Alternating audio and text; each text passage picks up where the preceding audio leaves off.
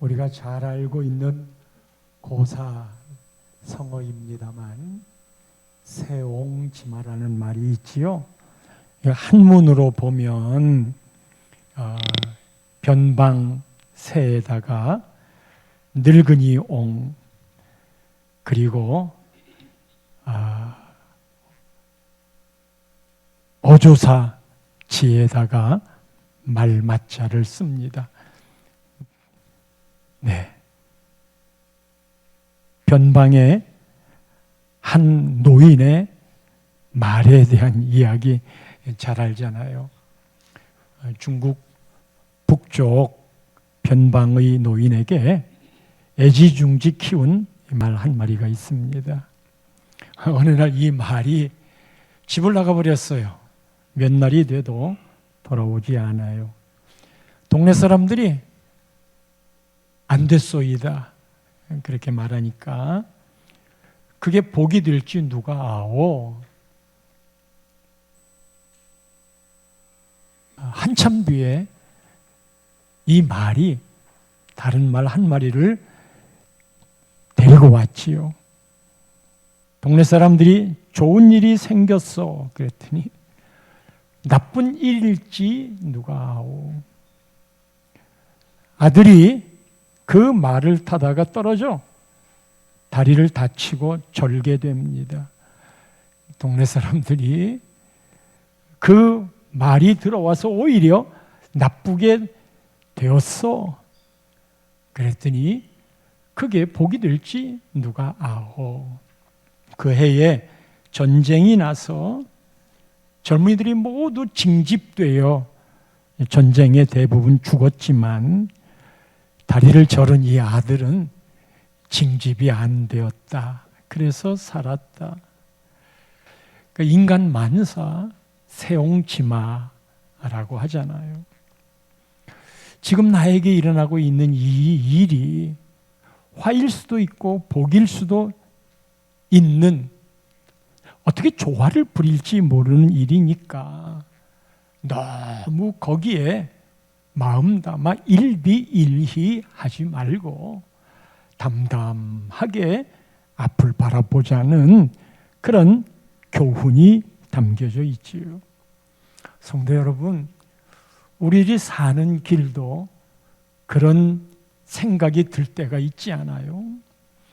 우리는 믿는 사람들이기 때문에 우리 인생의 길에 그 앞은 잘 안 보이지만 우리가 믿고 있는 하나님은 우리에게 나를 향한 큰 그림을 그려놓은 게 있어요. 태초부터 나를 택하셨고 나를 사랑하시고 나에 대한 섭리와 계획이 있기에 우리는 우연히 던져진 존재가 아니라 하나님 안에 필연적인 존재라고 고백을 하잖아요.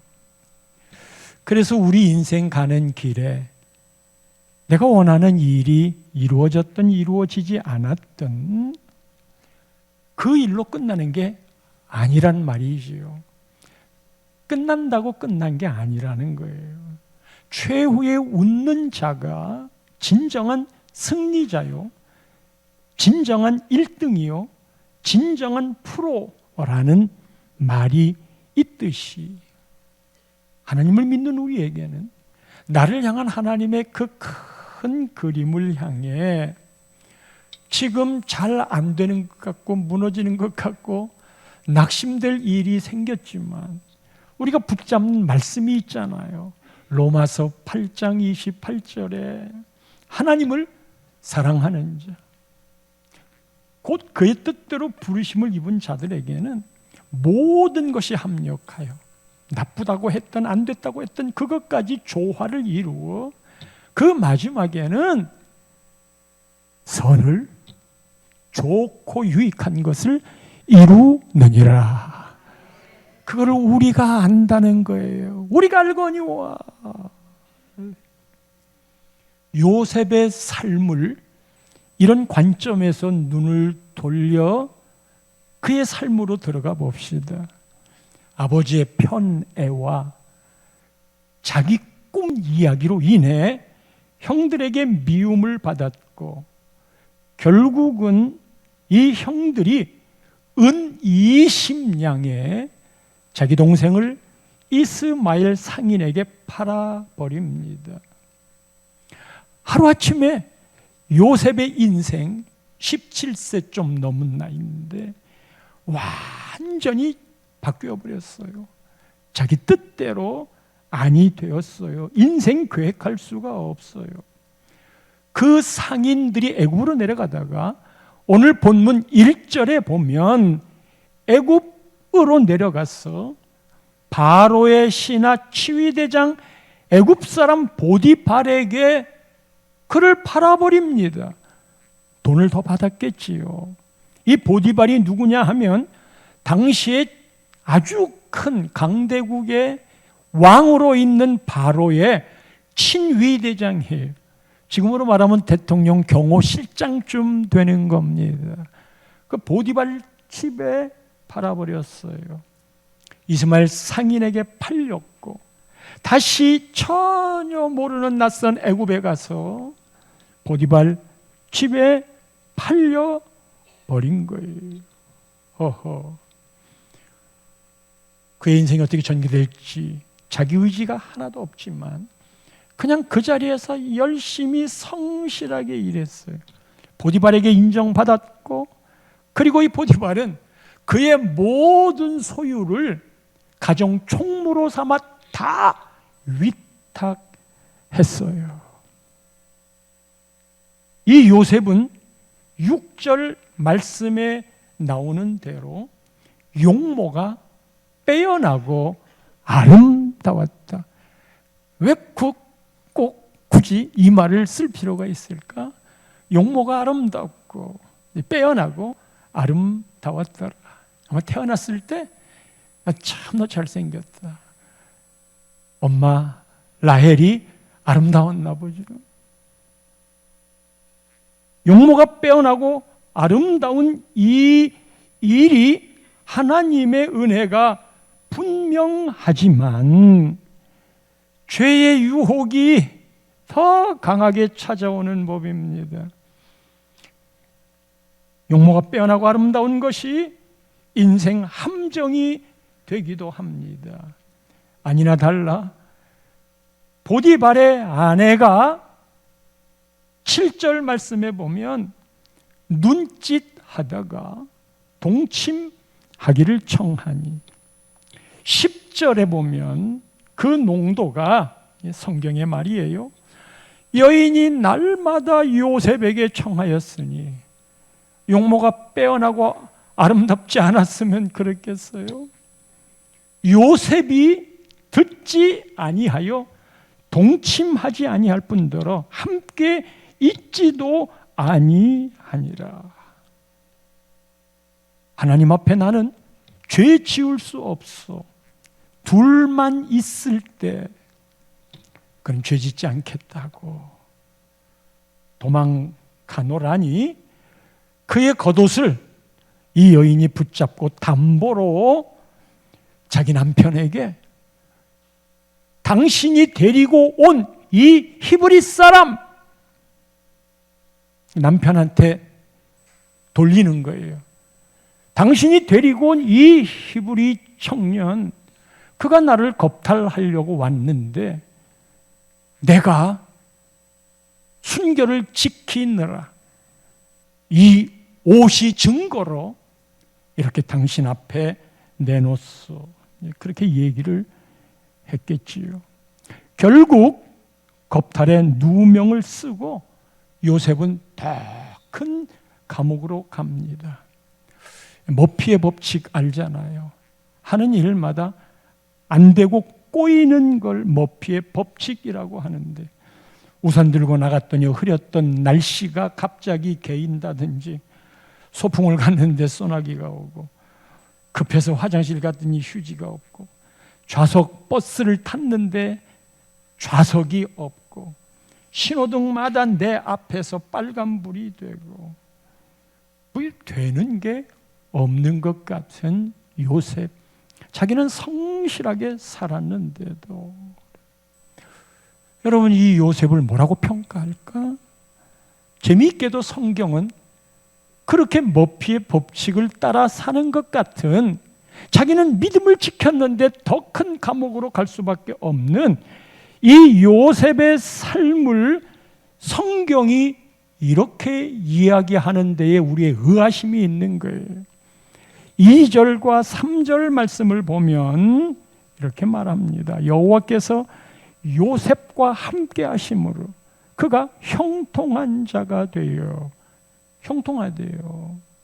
3절 말씀에 보면 그의 주인이 여호와께서 그와 함께 하심을 보며 또 여호와께서 그의 범사에 형통하게 하심을 보았더라. 또 형통이래요. 23절 말씀으로 가면 여호와께서 그를 형통하게 하셨더라 하고 마지막에 범사에 형통하게 했대요.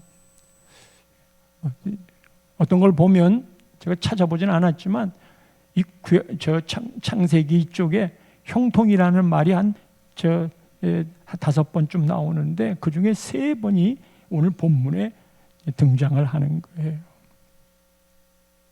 아니 이게 어떻게 형통이에요? 아니 어떻게 이게 형통이에요? 예수님을 잉태한 마리아, 남편 요셉은 의로운 사람이라. 그 요셉과 지금 요셉은 달라요? 아니 어떻게 동침도 안 했는데 잉태를 해? 그래서 가만히 끊고자 했어요. 남편조차도 못 믿는 예수님을 잉태한 말이에요. 다른 사람은 조롱 안 했겠어요? 그게 간음죄가 되어서 돌로 쳐서 죽여도 할 말이 없는 율법의 법이 있는데, 정말 마리아는 예수님을 잉태하는 바람에 인생 방향이 바뀌었어요.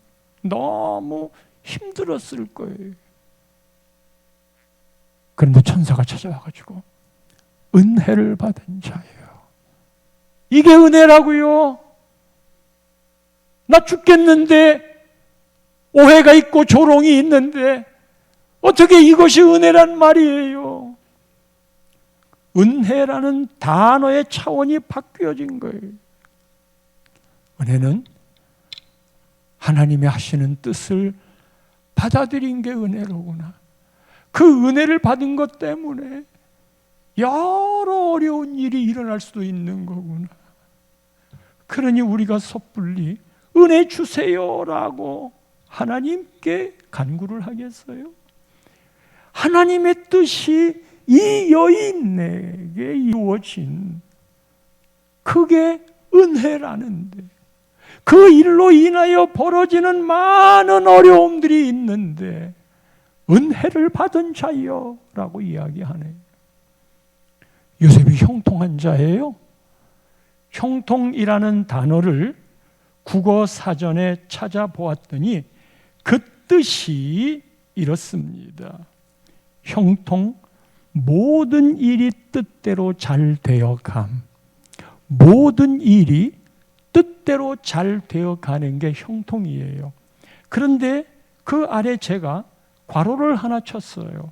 모든 일이 뜻대로 잘 되어가는데 이 괄호 속에는 누구의 뜻대로 잘 되는 거냐 이거예요.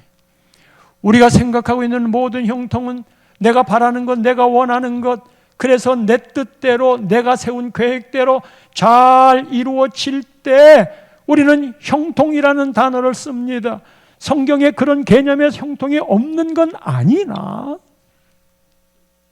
지금 요셉은 자기의 뜻대로 잘 된 게 없어요. 꿈마저도. 그렇다면 이 괄호의 내용이 뭘까? 모든 일이 하나님의 뜻대로 잘 되어가는 게 형통입니다.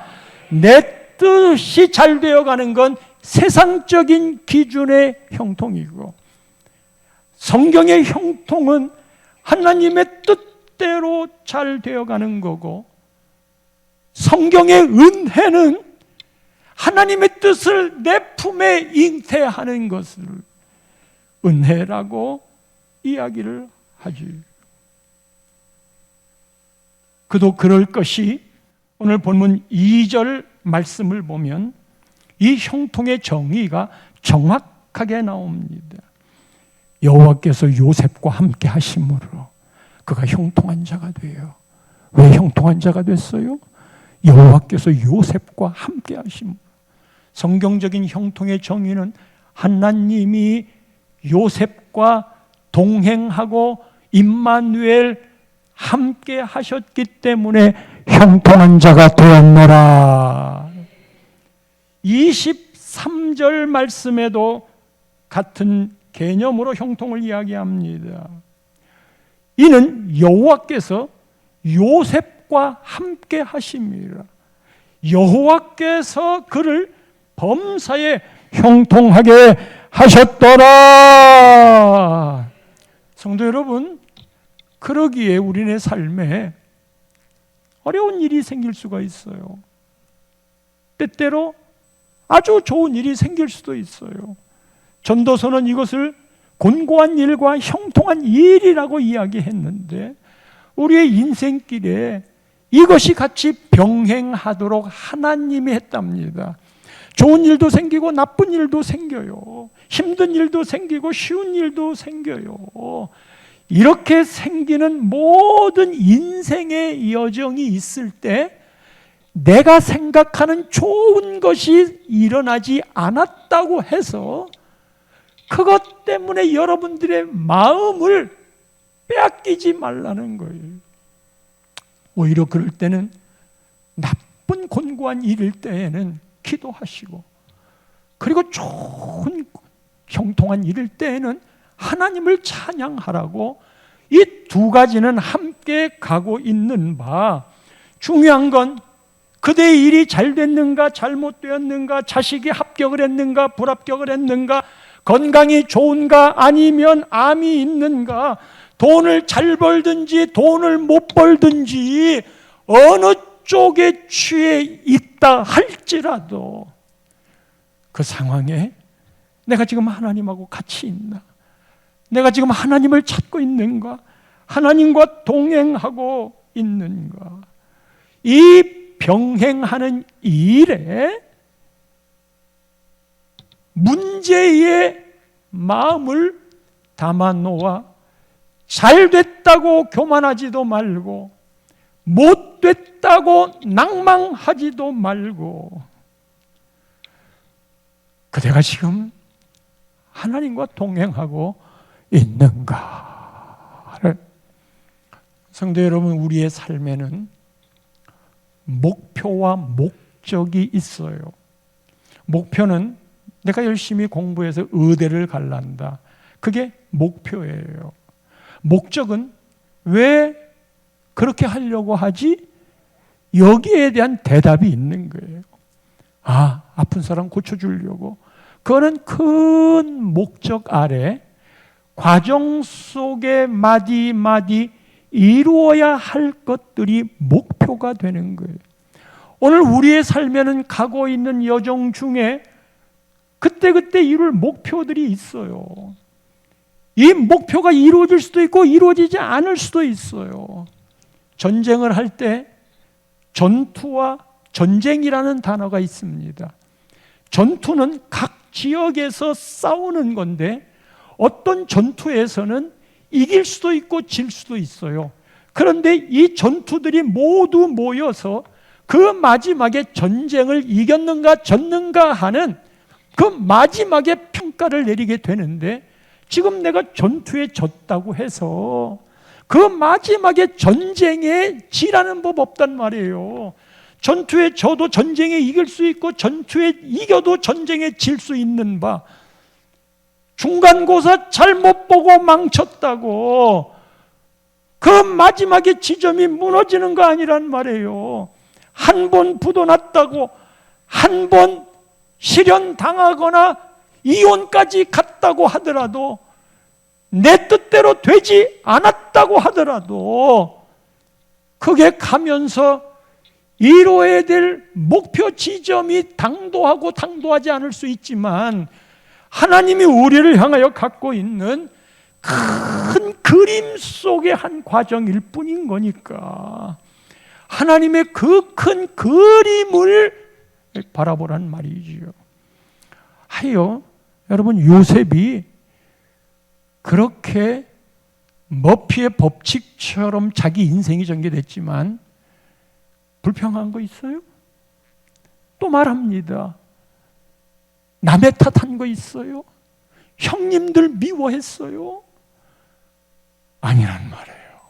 담담하게 그냥 그 자리에서 할 일을 했어요. 한 가지만 마음 담고, 하나님이 저에게 준 꿈이 있지요.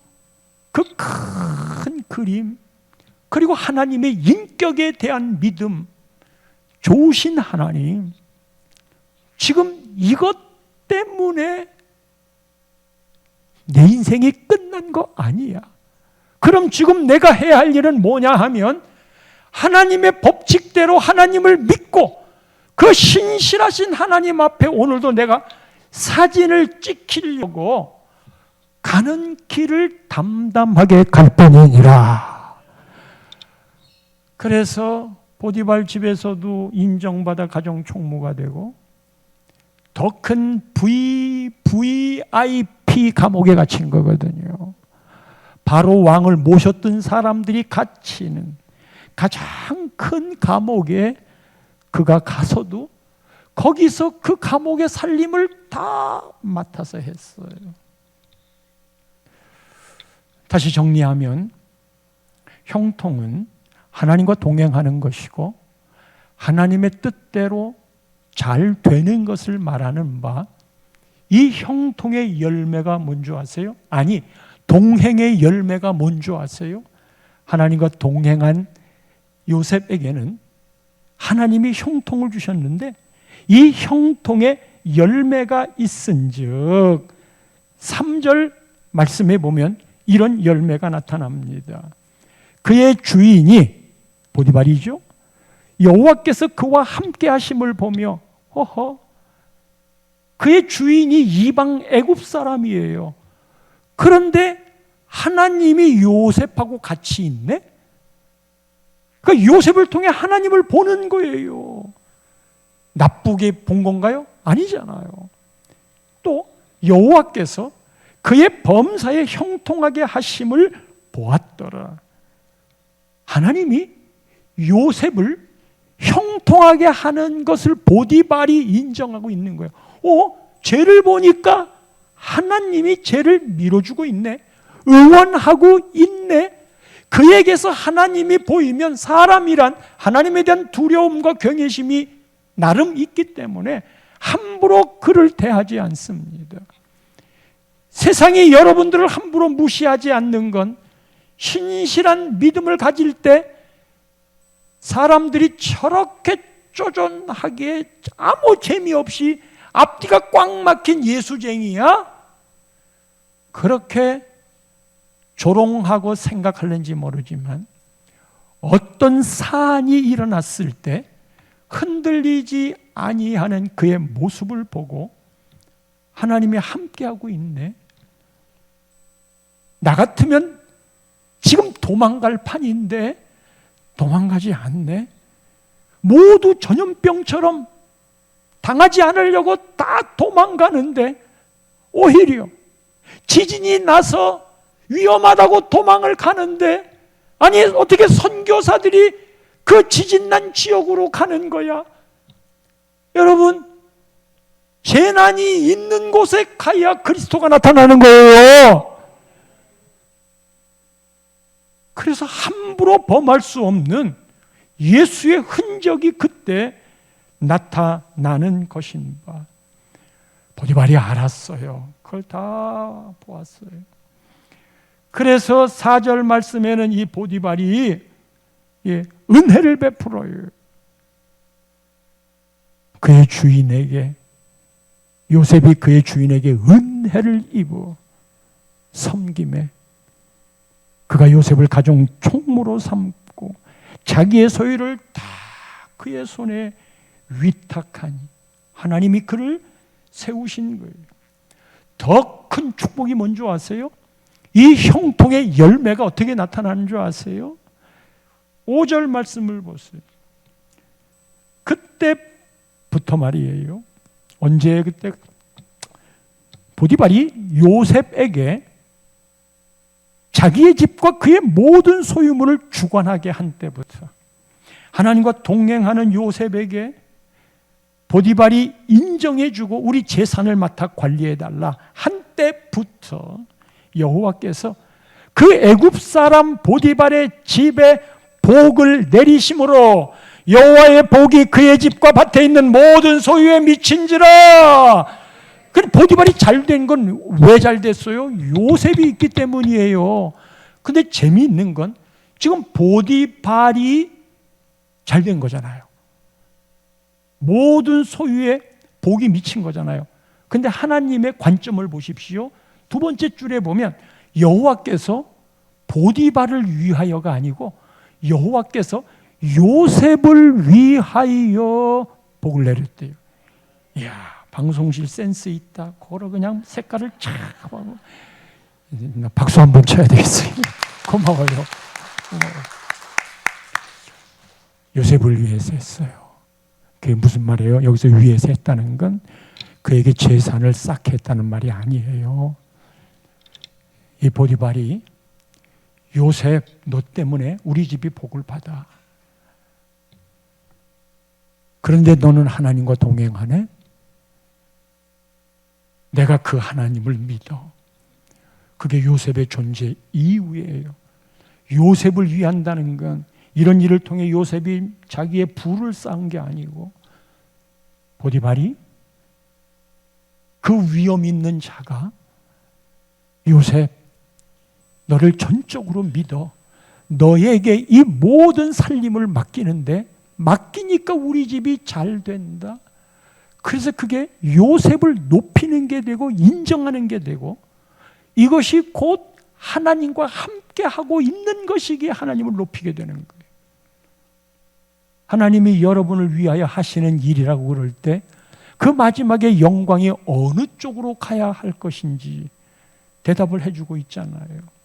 바로 이게 복의 근원인 거예요.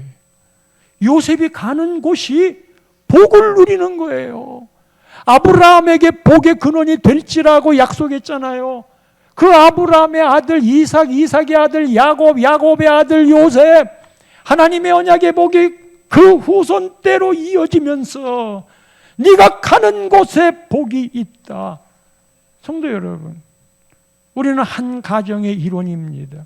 핵가족이라서 이렇게 저렇게 흩어져 살기도 하겠지만 부모 없이 태어난 자식이 없거늘 우리 모두는 원든 원치 않든 가족의 울타리 안에 가장 가깝게 살아왔고 살아갈 사람들이고 살면서 결혼을 하면 또 가까운 가족들을 만나게 되고 자식을 낳으면서 그 울타리를 벗어나지 못한단 말이에요.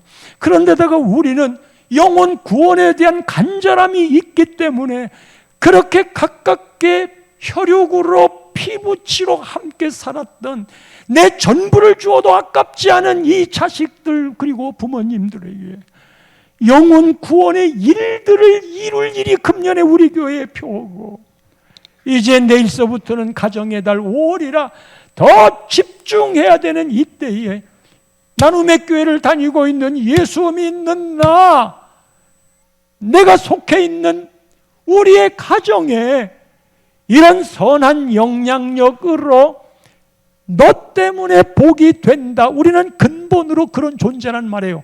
무슨 말이냐 하면 너는 복의 근원이 될지라라고 하나님이 선포했어요. 너희는 빛이 될 거가 아니라 너희는 세상의 손과 빛이다 라고 이미 그 존재를 이야기했어요. 네가 이렇게 저렇게 잘하면 복의 근원이 되게 해주겠다가 아니고 이미 우리는 주님이 택한 순간부터 복의 근원이 되었습니다. 그래서 요셉을 통해 그 가족이 전부 구원받잖아요. 그거는 곧 민족이 구원받는 모습이 된 거잖아요. 나 한 사람을 통해 우리 가정이, 근데 이 한 사람은 하나님과 동행하는 것을 인지하고 그 믿음 안에 삶을 살아가는 사람. 한 가정에 그런 사람 한 사람만 있으면 그 가족 다 구원해주고, 교회에 그런 사람들이 있으면 그 교회를 하나님이 어여삐 여기시고, 한 민족 위에 그런 교인들이 있으면 하나님의 그 민족을 지키십니다. 그 한 사람으로 인하여 잘 됩니다. 그 한 사람을 찾으십니다. 그게 바로 여러분, 그게 바로 내가 요셉이 되게 하소서. 이렇게 동행을 했던 이 요셉이 거둔 열매 중에 또 하나는, 여러분 아까도 얘기했지만 얼마나 보디발의 아내가 유혹을 했어요. 나중에는 모함까지 해서 누명까지 씌웠잖아요. 근데 어떻게 이걸 이길 수 있었을까? 이거요, 그거 될 것 같지요? 이 상황이 되어 보십시오. 당신과 나 둘밖에 없어. 다 몰라. 그런데다가 꽤나 권력을 갖고 있던 보디발의 아내예요. 그런 데서 유혹이 넘어가지 않을 수 있었던 건 주님과 동행 의식 때문에, 하나님이 보는데 코람데온데 당신과 나 둘밖에 없지만 둘만이 아니야. 보디발의 아내예요. 그런 데서 유혹이 넘어가지 않을 수 있었던 건 주님과 동행 의식 때문에, 하나님이 보는데 코람데온데 당신과 나 둘밖에 없지만 둘만이 아니야. 들이 다 내 욕심을 차리는 일인데 그게 하나님에 대한 인식이 없는 거예요. 사람을 경험하고 나서 잠깐 뒤돌아서서 그 사람을 생각해 보면 그 사람의 믿음이 보여요. 물론 믿음이라는 게 함부로 정죄할 수 있는 것도 아니고 믿음의 형태들이 각양각색의 수준이기 때문에 이 바닥에 있는 사람은 조금 더 성장할 것으로 받아주어야지, 자기 기준이 여기라고 이 바닥에 있는 사람을 함부로 말하면 그것도 정죄가 되고 교만이 되는 거거든요. 사람을 보는 눈이 훨씬 더 다양하고 배려하고 이해하는 모습으로 서야 되는 전제를 두고 그 기준을 내가 하나님 앞에 있어. 여러분, 남편들이 바람 피우려고 하면 가서 다 바람 피고, 바람 피는 날은 아내한테 더 잘해줘요. 그리고 싹 속여요. 그래서 하나님을 두려워하지 않는 남편이라면 어디서 뭔 짓을 하고 있는지. 근데 또 여인들은 말해요, 그거를 촉각으로 잡아내요. 근데 우리는 그런 감각 말고 하나님 앞에서 이건 내가 지금 죄 짓는 거야. 그게 하나님과의 동행이고 그 유혹을 이길 수 있는 것. 이게 막 뇌물이 있다든지 이런 거를 이길 수 있는 게 뭐냐? 나는 하나님과 동행하고 있어. 이 사회가 어두워지는 건 그 의식이 없기 때문이고, 교회가 냄새나는 건 하나님을 말하면서도 하나님을 인정하지 않는 것인지라. 이 동행의 열매의 결정적인 건 이제 이 여인이 옷을 빼앗았어요. 그래서 옷을 뺏겼어. 이게 겉옷이거든요. 그리고 신분을 말하기도 하거든요. 그럼 지금은 요셉이 도망간 건 겉옷이 없는 상태에서 도망갔어요. 그리고 이 여인은 이거를 증거로 자기 남편에게 고발을 했잖아요. 챙겨야 될 게 이 옷이었어요. 그런데 성경에 12절, 13절, 15절, 18절 이 네 곳에 옷을 버렸다라고 이야기를 해요. 옷을 버렸다.